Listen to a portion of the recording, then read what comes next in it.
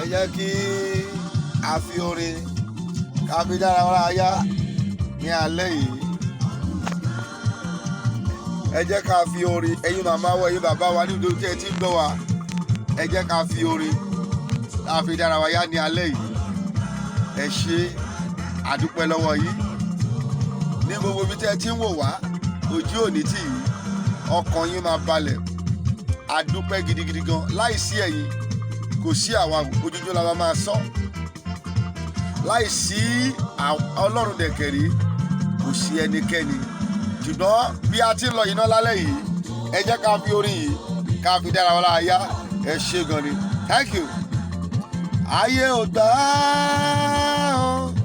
ó fọ̀run ṣe ibùgbé, ọ̀run ò gbà mọ́ ó fàyè ṣá ó ti sẹ́ Ọlọ́run tó tóbi, Ọlọ́run bàbá gbà.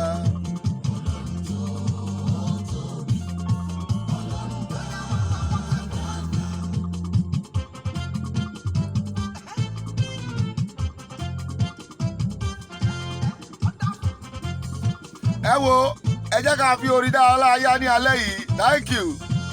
Ọjọ́ Friday tó lóyin la wà yìí. Akídodo ẹ̀yin onímùmù ní pátápátá tí ẹ wà nínú àwẹ̀. Lórúkọ Jésù, ẹ̀mí yín máa ṣíkà àwẹ̀ yìí. Ohun tẹ́ ẹ dẹ̀ bèrè nínú àwẹ̀ pátá lórí Nàìjíríà, lórí Yorùbá nation àti lórí ìdílé yín àti lórí ara yín, gbogbo ẹ̀ ló máa wá sí ìmúṣẹ. God bless you. Bẹ́ẹ̀ni,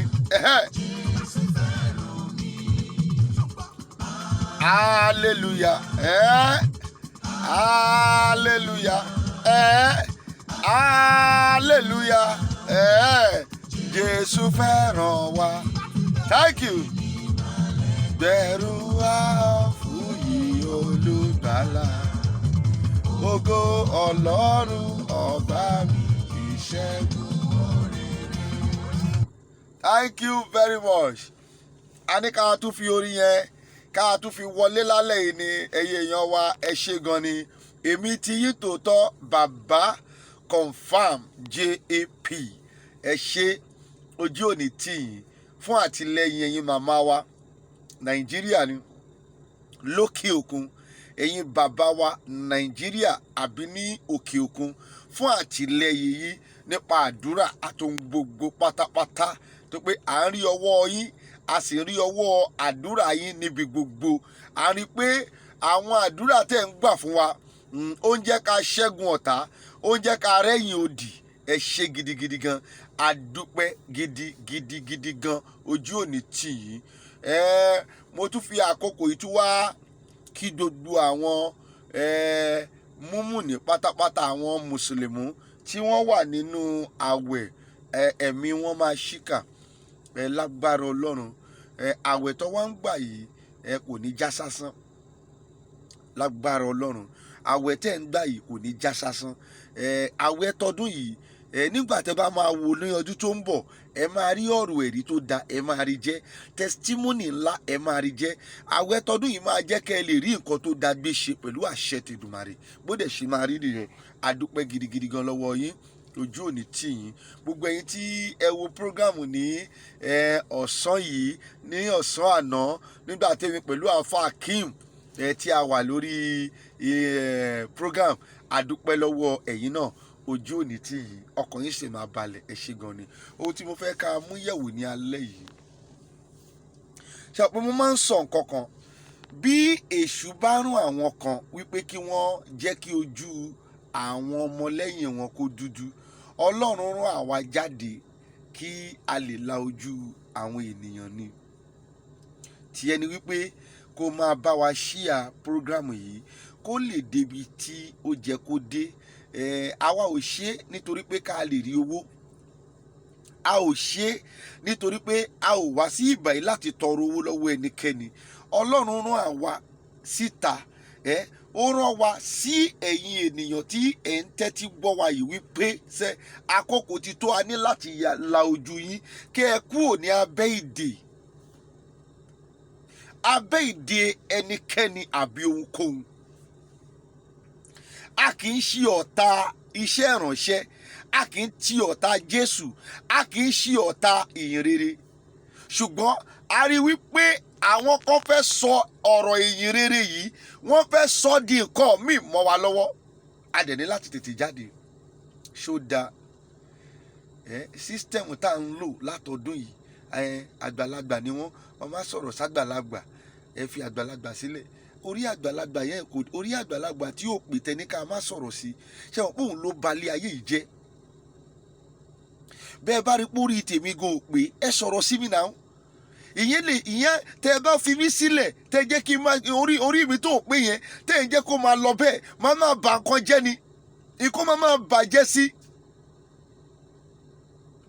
Now, àwọn àgbàlagbà tẹni ká má sọ̀rọ̀ sí yìí, àwọn àgbàlagbà tẹni kí a má báwí yìí, àwọn àgbàlagbà tí ọ̀pọ̀lọpọ̀ yín ní pé àgbàlagbà ni wọ́n, ẹ fi wọ́n sílẹ̀, ẹ ní rẹ́spẹ̀tì, ẹ̀yin náà máa dàgbà lọ́jọ́ kan, ẹ béèrè lọ́wọ́ wọn, àwọn lọ́balẹ̀ ayé yìí jẹ́. Tí ẹ̀yin ò bá end the sax, ẹ pé mi máa ń fún gbogbo yín ní reason mo máa ń fún yàn.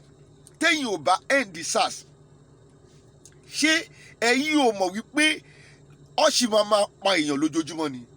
The same thing náà ló dífá fún àwọn àgbàlagbà òṣì yìí, àwọn tẹ́ ẹ pè ní ìránṣẹ́ Ọlọ́run olórí burúkú yìí, àwọn tẹ́ ẹ pè ní ìránṣẹ́ Ọlọ́run tí ó jẹ́ wípé listen to me, ọ̀pọ̀lọpọ̀ ìránṣẹ́ Ọlọ́run ló ń sìn. Mo jẹ́ kó yí àwọn ọmọ ìjọ tèmi, ní èmi kọ́ lẹ wá sìn o, Ọlọ́run ni ẹ wá bá o. Gbàdúrà ẹ kó ṣe kí ni, máa lọ lé yín. Wá sin Ọlọ́run, kan tó ń pè ní ṣọ́ọ̀ṣì nìyẹn. Wá kó wá sin Ọlọ́run. Ṣé ò ń gbọ́ mi? Kó wá sìn. Tó o bá dẹ̀ ti sìn tán, kó o ṣe kí ni, kó o padà sílé. Now, tó o bá wá sin Ọlọ́run, tí Ọlọ́run bá rí pé o sin òun tòótọ́, ẹ̀tọ́ Ọlọ́run ni pé kó ṣe kí ni, kó dẹ ẹ lọ́lá. Kì í ṣe ẹ̀tọ́ àwa ìránṣẹ́ Ọlọ́run, ò ń ṣe àwa la máa dẹ ẹ lọ́lá. Ọlọ́run ló ń dẹ èèyàn lọ́lá. Nítorí ẹ̀ ló ṣe sọ nínú ìwé Matthew 6:33, ó ní tètè kọ́kọ́ wá ìjọba Ọlọ́run náà àti òdodo rẹ̀, ó ní gbogbo nǹkan tó kù pátá lòun máa fi fún wa. Ṣàpé kò ṣe pé ó ní ìránṣẹ́ Ọlọ́run kan ló máa fún yín. Tí àwa tẹ́ ẹ bá ṣáà ti lè wá ìjọba Ọlọ́run, tí ẹ̀yin tó ń gbọ́ mi tẹ́ ẹ bá dẹ̀ ti lè wá òdodo Ọlọ́run, ẹ fi tó kù sílẹ̀ fọlọ́run náà. Ọlọ́run máa solve case tó kù. To be blessed, it is from God. To be successful, it is from God. It is not from any man of God. Débi wípé ẹ wá ń sin ìránṣẹ́ Ọlọ́run, ẹ ò sin Ọlọ́run. Nínú ọdún náà mo jáde. Nígbà tí ìyá Esther Ajayi Abímbọ́lá tó ń bọ̀ láti UK, ẹ wá wo, ó wá ti sponsor ọ̀pọ̀lọpọ̀ èèyàn. Àwọn ọ̀pọ̀lọpọ̀ èèyàn yẹn wá lọ dúró dè ní airport. Ọ̀pọ̀lọpọ̀ ẹ bá rí èrò ní airport tó lọ dúró dè ìyá Àjàyí Abímbọ́lá ní Esther. Mo wá jáde nínú ọdún náà, mo wá gbé jáde. Ó ti pẹ́ tèmi ti ń sọ, tèmi ti ń sọ ohun tó Olúwa rán mi. Kì í ṣe nísìnyí náà. Go to my record, you will see it.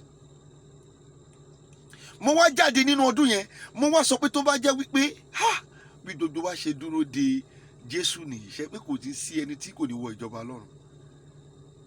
Wọ́n prepare débi pé ó lójú aṣọ tí gbogbo wọn tún lọ wọ̀. Ìyá yẹn rán aṣọ fún wọn, ìyá yẹn fún wọn lówó, wọ́n rán aṣọ, wọ́n ṣe gbogbo ẹ̀. Ẹ bá rí bàtà ẹlòmíràn tí ò wọ bàtà látọdún yìí ó wọ bàtà. Nítorí pé wọ́n fẹ́ lọ pàdé ènìyàn lásán. Wọ́n fẹ́ lọ pàdé ènìyàn lásán. Ènìyàn lásán. Èmi erùpẹ̀ lásán tó ṣe lénìyàn. Erùpẹ̀ ilẹ̀ lásán tó ṣe lógo. Mi ò jọra mi lójú, mo fọpẹ́ fún ọ. Èmi náà rèé Olúwa. Kì í ṣe pé kò sí ìpè lórí mi náà. Ìpè wà lórí àwa náà. Ṣùgbọ́n a ò misuse ìpè tó wà lórí wa. A ò misuse anointing tí Ọlọ́run fún wa. A ò sọ àwọn èèyàn, a ò sọ wọ́n di ọ̀dẹ̀ nítorí pé a fẹ́ jẹ́ kí wọ́n sìn wá, a ò fẹ́ jẹ́ kí wọ́n sìn Ọlọ́run. Wọ́n wá kóra wọn jọ pé mo fẹ́ kí gbogbo nǹkan ti alẹ́ yìí kó ní point. Wọ́n wá kóra wọn jọ, wọ́n wá lọ sí international airport. Wọ́n wá bẹ̀rẹ̀ sí ń kọrin, oníṣẹ̀kẹ̀rẹ̀ ń lu ṣẹ̀kẹ̀rẹ̀. Mo wá jókòó, mo gbé fídíò yẹn jáde. Mo ní ẹ wo bí wọ́n ṣe ṣe fún èèyàn. Tó bá pé gbogbo wa ṣe pèpè ọkàn wa fún Ọlọ́run nìyí, kò ní sí ẹni tó máa wọ inú náà láyé yìí. èèyàn lásán lásán nìyẹn, ẹlẹ́ṣẹ̀. Mi ò sọ fún pé mo pé o, ẹlẹ́ṣẹ̀ lèmi o, ṣùgbọ́n ohun tí àwa ń rí nínú àwọn èèyàn yìí tá a fi ń sọ̀rọ̀ wọn jáde, tá a fi ń sọ̀rọ̀ wọn jáde, wọn ò yẹ lẹ́ni tí ẹ̀yin èèyàn tí bóyá nítorí owó tí wọ́n ń fún yín ni, bóyá nítorí nǹkan tẹ́ ń rí gbà lọ́wọ́ wọn ni. Jẹ́ kí n sọ fún ẹ, má ti torí owó tó máa gbà nínú ayé yìí, má ti torí nǹkan tó ń fẹ́ gbà lọ́wọ́ èèyàn kó sọ ìjọba Ọlọ́run rẹ nù. That is one thing about me. Ojoojúmọ́ ló ń pè wá, ojoojúmọ́ ló ń pè wá, ẹ ká drop gbogbo ohun tá à ń sọ yìí, nítorí wọ́n rí pé kíní ìtún rinlẹ̀ sí, wọ́n rinlẹ̀, ó rinlẹ̀ lójoojúmọ́. Fídíò tá a ṣe lánàá rinlẹ̀ bàjẹ́, wọ́n ń pè wá, ẹ drop ẹ kíní kan ìdá òṣì ló ń sọ. The only thing ni pé kẹ́kọ̀ọ́ ṣúùtì wa, káwọn ayé rí pé ẹ ṣúùtì wa kàdé oníkàlùkù ṣe kéde ó ti lọ, ṣùgbọ́n wọn ò lè pa wá. Ẹni tó fẹ́ wá bá wa gan, ó gbọ́dọ̀ rí i pé òun fẹ́ wá bá kìnìún, kìnìún ló fẹ́ wá bá. Béèyàn bá wọlé tọ̀ kìnìún, kí ló lè ṣẹlẹ̀ sí? Béèyàn bá lóun fẹ́ pa èmi ẹyọ kan, màá make sure pé èèyàn 100 ti level. Ibi tí mo bá wà nínú kòtò gan, ọkàn mi máa balẹ̀ pé ọ̀pọ̀ èmi ẹyọ kan, ṣùgbọ́n mo ti pa èèyàn 100. Ní tó bá lóun fẹ́ wọlé wá tọ̀ kìnìún, aṣọ ẹ̀ máa ẹ̀jẹ̀ kò ní kúrò ńbẹ̀, ṣùgbọ́n aṣọ ẹ̀ yẹn máa kún fún ẹ̀jẹ̀ ni. So therefore, ẹ̀yin èèyàn wa, ẹ mọ òtítọ́, ẹ mọ òtítọ́, ẹ jẹ́ ká ṣiṣẹ́ lórí òtítọ́. Ẹ gbàgbé wípé àgbàlagbà lèèyàn kan báyìí, àgbàlagbà nìyí. Ẹni tó bá ti lè sọ̀rọ̀ olórí yìí, ẹ jẹ́ ká jẹ́ kó yẹ pé ohun tẹ́ ẹ sọ yìí kò dáa. If not, inú máa bá yé jẹ́ sí lọ ni. Nǹkan tó ṣe àwọn ìránṣẹ́ Ọlọ́run nìyẹn. Ẹ wá ti gbé ọlá fún wọn, ẹ gbé ògo fún wọn, ẹ gbé gbogbo ẹ̀ fún wọn. Àwọn náà ti wá ríra wọn bí Ọlọ́run. Nígbà táwọn kan sọ wípé Adébóyè, nígbà tí ó lọ sí Enugu, tó ní Enugu máa experience anointing of God, Enugu máa experience joy, happiness, peace. Listen, ẹ bèrè lọ́wọ́ Adébóyè pé Mòwe tó wà yẹn ṣó experience peace? Mòwe tó ti kúrò lọ sí Enugu, ṣé Mòwe experience peace? Ṣé Mòwe tó wà yẹn, redeem camp tó wà yẹn, don't talk about inside the redeem camp, outside the redeem camp. Ẹ̀yin ò mọ Jésù ni. Ó ní wherever he goes, he was doing good. Anywhere he goes, my God is doing good. Kò síbi tí Jésù wà, dódó ilẹ̀ ẹ̀bẹ̀ máa mi títí ni. Ṣé Mòwe tí ó wà yẹn, ṣe peace wà ńbẹ̀, ayọ̀ wà ńbẹ̀? Ẹ lọ wá àmọye accident tó claim life àwọn èèyàn níbẹ̀. Ẹ ti sọ wọ́n di Ọlọ́run, ẹ ti sọ ìránṣẹ́ Ọlọ́run di Ọlọ́run. Ojú Ọlọ́run dẹ̀ ń korò sí ẹ̀yin ènìyàn yìí. Olúwa rán mi jáde sí yín ni. Kò sí ọ̀rọ̀, èmi kọ́ lè mi ránra tèmi. I don't send myself. It is God that I send me to you. Men of God can never be God. Forget about it. They are to tell you the way of God. You are to serve God, not men of God. That is all. Then when you begin to serve men of God, then you will see the wrath of God. Ẹ ti sọ wọ́n di, ẹ ti sọ ìránṣẹ́ Ọlọ́run, ẹ gbé àwọn ìránṣẹ́ Ọlọ́run, ẹ wá gbé lórí Ọlọ́run ní Nàìjíríà. Tí Ọlọ́run kò dẹ̀ fẹ́ bẹ́ẹ̀. So therefore, ẹ má jẹ́ ká continue pẹ̀lú yẹn. Àwọn àgbàlagbà bá ti sọ nǹkan tí kò jẹ́ kí wọ́n sọ, jẹ́ ká tètè bá wọn wí. Ìkọ́ táyé yìí ṣe bàjẹ́ nìyẹn. Báwo lè máa ní ká fi wọ́n sílẹ̀? Báwo lè máa ní pé àwa táwa náà bá dàgbà pé no, tá a bá dàgbà tó bá sọ bẹ́ẹ̀ sí wa, David orí tàwa náà pè nìyẹn gbà yẹn lọ́ ṣe sọ bẹ́ẹ̀ sí wa. Ṣé ìránṣẹ́ Ọlọ́run gbọ́ mi dáadáa? Kó o lè rí ibi tó ti mísì róòdù, ìwọ tó ń gbọ́ mi yìí àti gbogbo ibi tí ẹ̀ ń ṣíà fídíò yìí lọ. Ṣé nǹkan tí wọ́n ń pè ní ìránṣẹ́ Ọlọ́run ṣó jẹ́ kó máa gbé ọlọ́pàá kiri? Tí ìránṣẹ́ Ọlọ́run bá ti ń gbé ọlọ́pàá kiri, kí n sọ fún yín, kì í ṣe ìránṣẹ́ Ọlọ́run mọ́, ìránṣẹ́ èṣù ni. Ẹni tó ń gbàdúrà ààbò fún ẹ, tóun dẹ̀ ń gbé ọlọ́pàá sínú mọ́tò, tọ́lọ́pàá ń ṣọ́ nínú ilé ẹ̀. Ibi tí mo wà yìí kò sọ ọlọ́pàá kankan bẹ́ẹ̀. Kò sí anybody tó ṣe mí lẹ́yìn ẹni tó pè mí. òun ló ń ṣọ́ mi. At the end of the day gbogbo yín máa padà conclude máa ní a kì í ṣe ìránṣẹ́ Ọlọ́run nítorí pé a wà up to that standard. Ṣé wọ́n ti ṣú yín lójú ni? Just think and think, just sit down and think. Ẹni tó ń gbàdúrà ààbò fún yín, àwọn máa ta sticker fún ẹ̀yin pé kẹ́ lọ lẹ̀ sílé yín pé òun ni ààbò yín. Àìrí tó dẹ̀ ń sọ yìí dẹ̀ ń gbé ọlọ́pàá kiri, wọ́n ń jalè, wọ́n dẹ̀ fi wọ̀n yín pé àwọn ń jalè. Ṣé ọpọlọ yín ti wá dorí kodò ni? Ṣé ọpọlọ ẹ̀yin èèyàn dúdú, ṣé ọpọlọ wa ti dorí kodò ni? Let's just ẹ jẹ́ ká bára wa sọ òótọ́ ọ̀rọ̀ lèmi ń jáde wá sọ. Mi ò hate ẹnikẹ́ni. They can never be a man of God. A local history Jésù. Àwọn ọmọ ẹ̀yìn ni wọ́n ń tẹ̀lé Jésù, kì í ṣe ọlọ́pàá. Ọmọ ẹ̀yìn ló ń tẹ̀lé Jésù. It is not guide. Tọ́wọ́ dẹ̀ lè máa tún máa parọ́ fún yín. Wọ́n lè nìyẹn kí o torí Boko Haram nítorí kínní ẹ lọ bèrè. Nǹkan tó ju Boko Haram lọ ó wà nígbà ayé Jésù. Ó ní bó ti rí nígbà ayé Noah ló ń bẹ nísìnyí o. Bó ti rí nígbà ayé Jésù náà ló wà nísìnyí. Àwọn tí wọ́n ju Boko Haram lọ wà ń gbà yẹn náà. Ṣé àwọn tó mú Jésù wọn kì í ṣe Boko Haram ni? Boko Haram ni wọ́n. Síbẹ̀síbẹ̀ Jésù kò lo ọlọ́pàá rìn o. Àwọn ọmọ ẹ̀yìn ni wọ́n ń tẹ̀lé kiri. Ọmọ ẹ̀yìn ló ń tẹ̀lé Jésù. Ẹ jẹ́ kó ju wa là. Báwo ni ìránṣẹ́ Ọlọ́run ṣe máa gbé ọlọ́pàá kiri pẹ̀lú ìbọn sínú mọ́tò tó yẹ pé òun ni wọ́n fi ṣe security tiwọn, tó dẹ̀ ń fẹ́ yín ní sticker tẹ́yìn ńlẹ̀ tó máa nẹ́hùn ní ààbò tiyín. Ìjọ́ wo ló tó fẹ́ bọ́ nínú ogun? Ìjọ́ wo ló tó fẹ́ bọ́ nínú pé wọ́n ń deceive yín? Ṣé wọ́n pé àwa ń sọ lójoojúmọ́, ó dẹ̀ nídìí tá a ṣe ń sọ. Olúwa a fẹ́ gbà yín kúrò lọ́wọ́ ìkẹ́kùn àwọn pẹ́yẹpẹ́yẹ. Àwọn ìránṣẹ́ Ọlọ́run ìkẹ́kùn àwọn pẹ́yẹpẹ́yẹ ni wọ́n. Kò possible. Ìwọ ń fẹsẹ̀ rìn. Ìránṣẹ́ Ọlọ́run ẹ lo mọ́tò tó wọ́ ti 30 million naira. Ṣé kò jẹ́ kó rí ẹ pé ó dẹ̀ ṣe ń pè ní pé dádì G.O.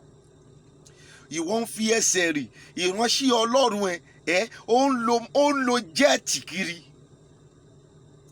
Ẹ dẹ̀ ń pè ní dádì G.O. Ẹ dẹ̀ jẹ́ kí ọpọlọ yín kó pé, ẹ jẹ́ ká dọ́pọlọ wa kalẹ̀ ká bára wa sọ̀rọ̀. Ẹ jọ ẹ̀yin èèyàn yìí, gbogbo ẹ̀yin ọmọ Yorùbá pátá nílé lóko, ẹ jẹ́ ká jókòó ká bára wa sọ̀rọ̀. So possible. Ẹ gbọ́ ni ohun tí Jésù ṣe nígbà tí wọ́n sọ pé Jésù kó má preach níbì kan. Pétérù wà ń bẹ̀, àwọn ọmọ ẹ̀yìn náà wà níbẹ̀ níjọ́ náà. Wọ́n dẹ̀ ní àfi tó bá sanwó rí, ẹ lọ ka ibẹ̀ dáadáa nínú Bíbélì. Ìránṣẹ́ Ọlọ́run yín náà ń kà dáadáa. Ẹ gbọ́ ohun tó sọ. Nígbà tó máa fún tí Jésù máa finalize mátà tán, ó ní Pétérù kó lọ, tó Pétérù àpẹja ni ó ní kó lọ sí ẹnu ẹja. Ó ní kó lọ, ó ní àwọn tó bá sọ síbẹ̀, tó bá ti fẹja yẹn jáde tán, ó máa rí owó lẹ́nu ẹja. Ohun tí Jésù kọ́kọ́ sọ ni wípé kí ó san owó tiẹ̀ kó ṣẹ̀ṣẹ̀ wá san owó ti òun. Àwọn ìránṣẹ́ Ọlọ́run tẹ̀yìn ń tẹ̀lé kiri yìí tí wọ́n nìkan ni wọ́n kọ́kọ́ mọ̀, wọn ò mọ̀ ti yín. Ìdí táwa ṣe jáde láti máa sọ̀rọ̀ yìí nìyẹn tí wọ́n they are after themselves, not you. Bíbélì sọ pé Jésù sọ pé sanwó tirẹ̀ kó o sì san owó tèmi. It is a good example for a leader to do that. Má tanra ẹ̀. Ìránṣẹ́ Ọlọ́run nìyẹn. Ẹ ń tẹ̀lé wọn, àwọn yẹn lè ń tẹ̀lé. Àwọn tó ń gbọ́lọ́pàá kiri. Adébóyè máa gbọ́lọ́pàá kiri. Ó lè máa nítorí Boko Haram. Oyèdépò ń gbọ́lọ́pàá kiri. A nítorí Boko Haram. Ṣé kò sí Boko Haram nígbà ayé Jésù? Àbí Jésù kọ́ là ń tẹ̀lé ni? Wọ́n yóò dẹ̀ tún ní Ọlọ́run mìíràn táwọn tún ń tẹ̀lé. Àbí Olúkọ̀yà ń gbé ọlọ́pàá kiri. Olúkọ̀yà ó ń gbé ọlọ́pàá kiri.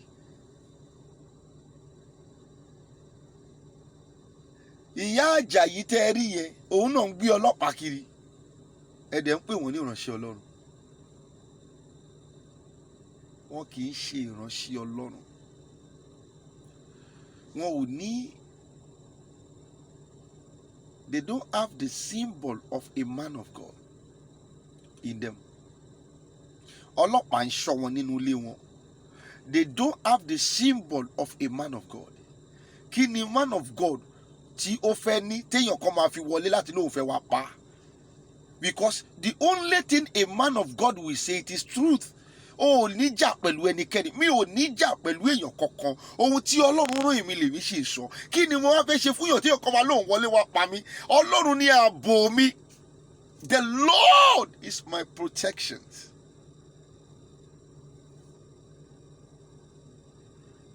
Ẹ jẹ́ ká jẹ́ kí brain wa ṣí.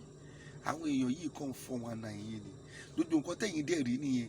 As a packaging tí wọ́n ń lò tẹ́ fi ń pè wọ́n ní ìránṣẹ́ Ọlọ́run, kò jẹ́ kó rí bẹ́ẹ̀. Ìránṣẹ́ Ọlọ́run ò jẹ́ kó lu ọlọ́pàá.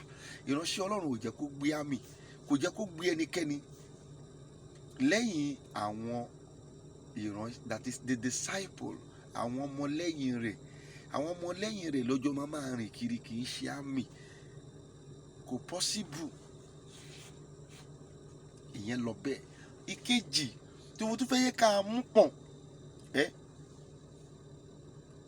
Yorùbá, ẹ jẹ́ ká tètè múra. Pé mi ò mẹ́nu kúrò nínú àsọtẹ́lẹ̀ tí mò ń sọ yìí. Ìyẹn ló lead èmi wọ Yorùbá nation.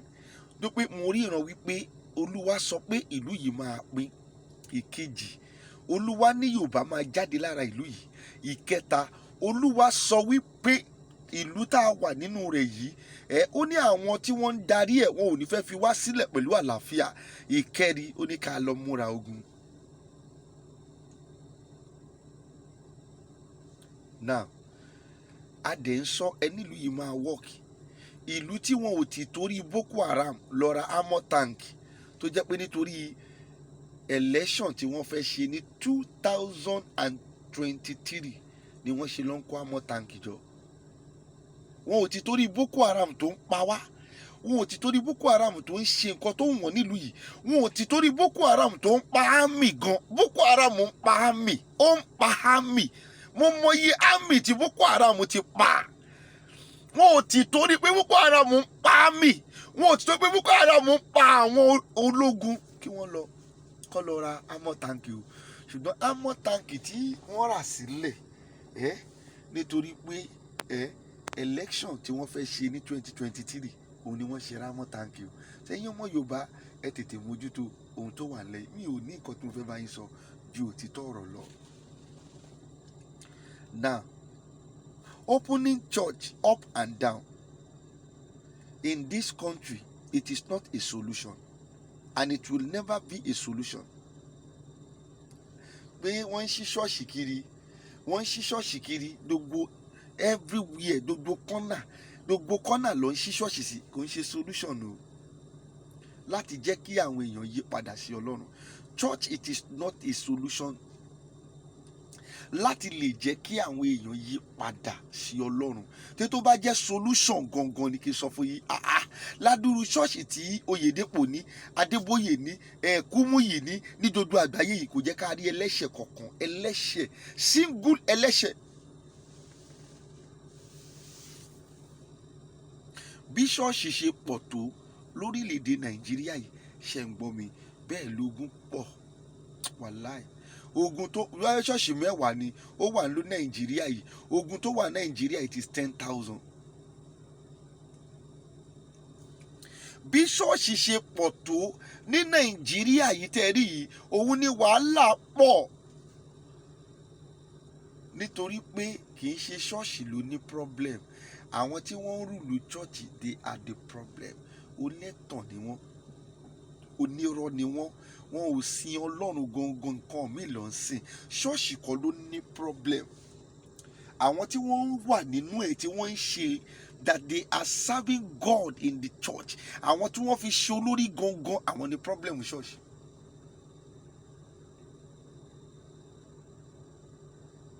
Wọ́n ti di èèyàn èṣù. Ṣé mọ̀ pé àti rẹ́ni tó lọ sọ́dọ̀ àwọn Adébóyè tẹ́rí ẹ̀? Ṣé ó nẹ̀tọ́ ni ṣá kéèyàn lọ sọ́dọ̀ ìránṣẹ́ Ọlọ́run kọ́ ni kó má mú fóònù wọlé? Ṣé ó ti wá di ṣọ́ ti wá di ọlọ́pàá tó pé ọ̀dọ̀ ọlọ́pàá là ń lọ tó máa ní fóònù gbọ́dọ̀ wọlé?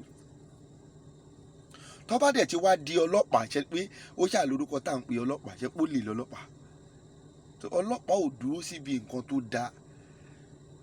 lẹ́yìn pé bribe. Ṣé tó bá wá di pé wọ́n ní mú fóònù ẹ síta kó o tó wọlé lọ bá ìránṣẹ́ Ọlọ́run, ikọ̀ míì ti wà ń bẹ nìyẹn. Kò possible. Wọ́n lè tún máa sọ fún wa ìdí táwọn ṣe ń dé ṣọ́ọ̀ṣì kiri, ètò pé Olúwa ní pé go to the world and preach the gospel. It is a lie. Ọlọ́run ti prove ara ẹ̀. That is why we have internet. Ẹ̀yin ò mọyì èèyàn tó ń wò wá lójúmọ́ kan ni. Everywhere all over the world, God has proved himself. Ọlọ́run ti prove ara ẹ̀ by giving us internet to speak to millions of people at a time. It is not until we begin to kẹwàá máa 419 àwọn èèyàn tó pẹ́ fẹ́ kọ́ chọ́ọ̀chì ẹ fún wa ní 1 billion ẹ fún wa ní 100 million. No, it is a 419. Ọlọ́run ò rán ẹnikẹ́ni. I continue saying it. Bí ó yẹ jẹ́ pé ṣọ́ọ̀ṣì kan ẹyọ kan ṣoṣo ni mo ní yìí, èmi ni mo kọ́ chọ́ọ̀chì mi fúnra mi. Níbi tí mo rẹ́ǹtì tẹ́lẹ̀ ni mo wà tá a ti ń service. Ó dẹ̀ yá, mo dẹ̀ ra ilẹ̀, mo kọ́ ṣọ́ọ̀ṣì fúnra mi, mo paint ẹ̀, mo ra ṣíà síbẹ̀, mo ra another new set of àwọn gbogbo nǹkan tá a fẹ́ lò síbẹ̀. Mo ṣẹ̀ṣẹ̀ wá kó àwọn ọmọ ìjọ mi wá láti ibi tí a wà, mo wá sí new place tí Ọlọ́run kọ́ fún wa. Mi ò gbowó lọ́wọ́ ẹni ọmọ ìjọ kankan. Nígbà tí ṣọ́ọ̀ṣì tún fún wa báyìí, ó tún ti fún wa, ó ti fún wa fún iṣẹ́ ìránṣẹ́. Èmi ò gbèrò pé kí n ní ṣọ́ọ̀ṣì méjì, ẹyọ kan yìí ti tó mi. Tó pé àwọn tó wà nínú ẹyọ kan yìí gan mi ò tí ì ṣiṣẹ́ wọn tán. Campus kí wá mi mo fẹ́ ní ṣẹ́ẹ̀ṣì 10,000. Ṣé pé ó lè ti wà ń bẹ̀, ó ti di business. Nígbà tí a tún rí pé expansion ní láti dé síbẹ̀, a wò ìpòkè a ní láti já gbogbo rúùfù ẹ̀ ká dé ní decking. Òun la ṣe fẹ́ ṣe ní decking. On the 3rd of May, a máa ṣe bíbà yín decking. A ò béèrè owó kankan lọ́wọ́ ọmọ ìjọ.